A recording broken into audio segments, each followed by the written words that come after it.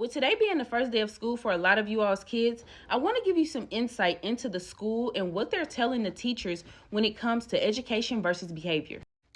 You're not supposed to grade behavior. You want to grade the work.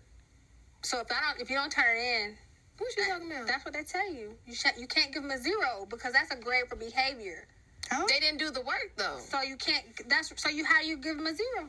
That's the argument. The behavior. Because now you're grading. You didn't turn it in. You're grading the behavior, not the work. Didn't turn it in. It's a 0. Right. What But they got grade, so they're saying that's the behavior. You're giving them a 0 because they didn't turn it in, not because they earned a 0. I'm just telling you. That's what So they want. Now, these teachers call themselves the Real Teachers of Atlanta.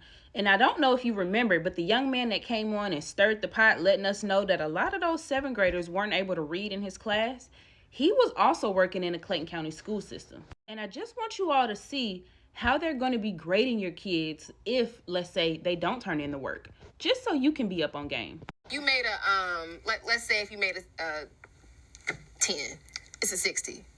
What? Or if you made a 30, it's a 60. Your child bringing home a 60 on the progress report, you thinking, okay, we almost there, 10 more points and we gonna be passing. Got to work just a little bit harder. Whole time they got a 60 because they're not allowed to get a 0, which is what they actually earned. And I mentioned the gentleman that came on here letting us know that the students couldn't read, because while I do feel like it is the parents' responsibility to make sure that their child is getting a proper education, the school system is making it very hard for y'all. Of course, you don't know your child can't read if they bringing home 60s. Whereas if they were bringing home 0s, it might click for you faster that your child don't know how to read.